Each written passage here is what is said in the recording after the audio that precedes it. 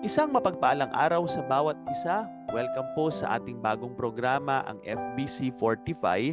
Ngayon po ay January 1, 2024, Monday, at gamitin itong program na to sa ating panibagong araw, sa panibagong taon na maging kalakasang espiritual natin. Basahin ko po muna ang Hebrews chapter 11 verse 1. Sabi po ng talata, "Now faith is the substance of things hoped for, the evidence of things not seen." Sabi naman sa Tagalog, ngayon ang pananampalataya ay ang katunayan ng mga bagay na inaasahan, ang katibayan ng mga bagay na hindi nakikita. So tayo po ngayon ay manalangin. Panginoon, maraming salamat sa panibagong umaga, panibagong taon na iyong pinagkaloob sa amin. Gamitin niyo po itong maiksing program na ito na bigyan niyo ng kalakasang spiritual ang mga makikinig o nakikinig dito po sa program na ito.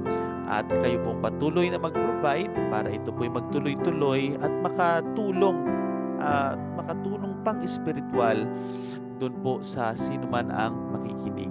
At maraming salamat, Lord. Alam po namin na ikaw ang lagi naming kasama at hindi niyo po kami iiwan at pababayaan. Kaya buong puso kami nagtitiwala sa iyo. Ito ang aming dalangin sa pangalan mong Jesus. Amen. So sa bahagi naman pong ito, tayo po ay makinig ng isang kilalang himno, ang Blessed Assurance.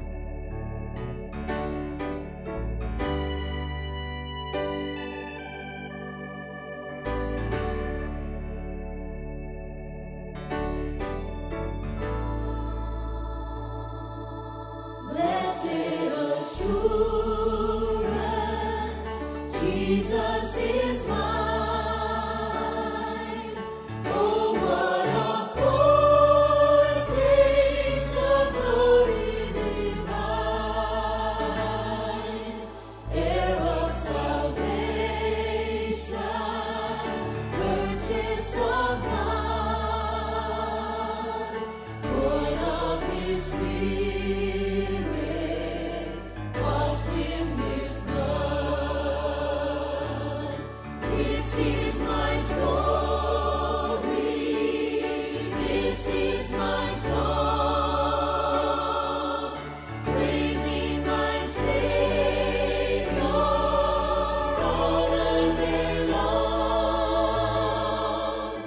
This is my story, this is my song, praising my Savior.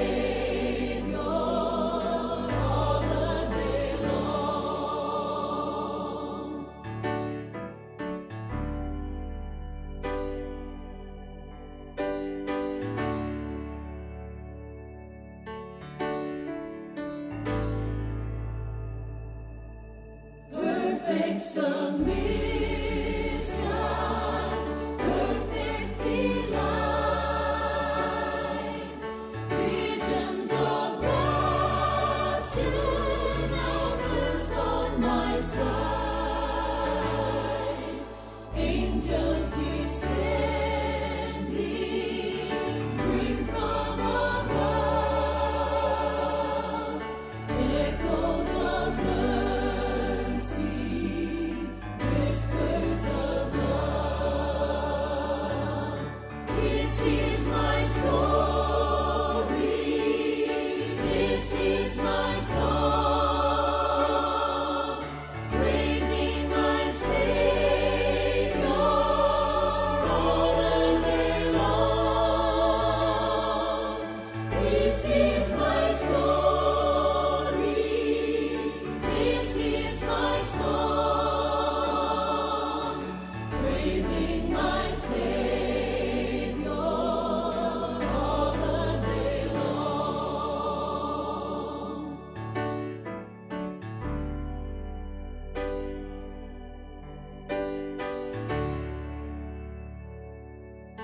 Praising my Savior all the day long.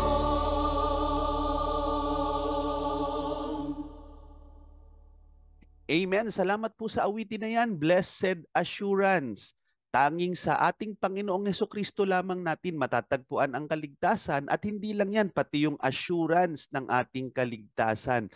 Wala na pong ibang ganyan sa iba-ibang paniniwala na magkakaroon ka ng assurance maliban sa ating Panginoong Hesukristo. Kaya sa oras na to, kung ikaw ay hindi pa tiyak sa iyong kaligtasan, magtiwala ka lang sa Panginoong Hesukristo bilang iyong tagapagligtas. O kung ikaw naman ay ligtas na, well, i-share mo ang Panginoong Hesukristo sa ibang tao. So dako tayo ngayon sa ating Bible message at balikan lang natin yung binasang talata kanina in Hebrews chapter 11 verse 1. Muli, basahin ko ang talata. Now, faith is the substance of things hoped for, the evidence of things not seen. Tamang-tama sa unang araw ng taong ito, mahalaga po na pairalin natin ang ating pananampalataya.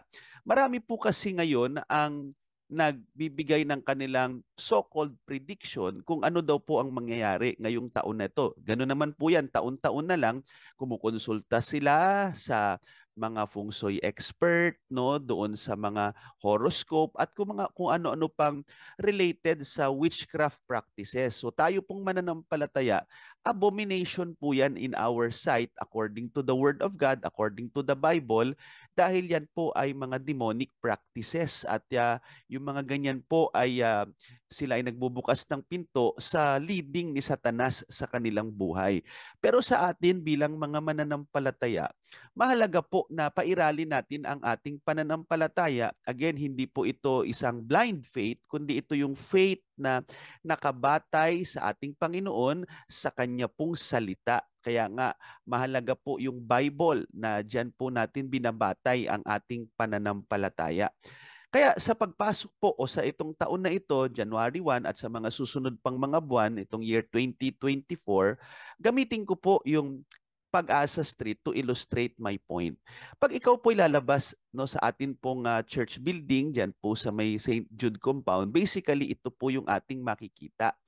Hindi natin nakikita yung pinakadulo ng Pag-asa Street, no? Tanging ano lang po yung ating nakikita diyan po sa ating screen. Basically, diyan lang din po ang ating nakikita. So sa point of view po nating mga tao, dahil nandiyan po tayo o nandito tayo sa daigdig, hindi natin nakikita yung kabuuan. Wala tayong idea kung ano mangyayari ngayong taon na ito. Pero alam nyo, kung titingnan natin itong next slide na ito, no, parang ang Panginoon, since siya ay nasa kalangitan, siya po ay makapangyarihan, nakikita niya na po o nakita niya na po ang pinaka-kabuuan ng street, kumbaga, kung gagamitin natin itong illustration na to. Parang kumbaga from si Raimundo hanggang doon sa Dr. Sixto Antonio, nakita niya na po yung kabuuan. So, ganyan po ang ating Panginoon sa kanyang point of view, sa kanyang pananaw, since ang ating Diyos ay omniscient, alam niya na po ang lahat ng bagay. So tayo naman, hindi tayo omniscient. Kung ano lang po yung nakikita ng ating mata, yun lang po ang ating naiintindihan sa ngayon. So ang Diyos po hindi. Kitang-kita niya na yung kabuuan. Kaya nga po mahalaga na pairali natin ang ating pananampalataya, pagtitiwala sa Kanya, dahil siya ang nakakaalam ng kabuuan ng atin pong buhay. Kaya ipagkatiwala natin sa Kanya ang ating problemang pinansyal, ipagkatiwala natin sa Kanya ang ating problemang relational, emotional, even physical. Kung ikaw man ay may karamdaman, ipagkatiwala natin yan sa Panginoon. Yes, may mga doktor, meron pong mga makakatulong sa ating mga eksperto sa mundong ito, pero lahat ng po na yan ay instrumento lang ng Panginoon at tayo po ay dapat magtiwala sa Kanya. Maganda po yung quote ng isang Baptist pastor, sabi niya, I don't know what the future may hold, but I know who holds the future. So ganyan po ang gawin natin, ipagkatiwala natin ang ating future sa Panginoon, hindi po sa mga bituin, hindi po sa mga horoscope, kundi sa Panginoong Jesus lamang na atin pong Panginoon at tagapagligtas. So ngayon po ay tayo dadako na sa ating panalangin.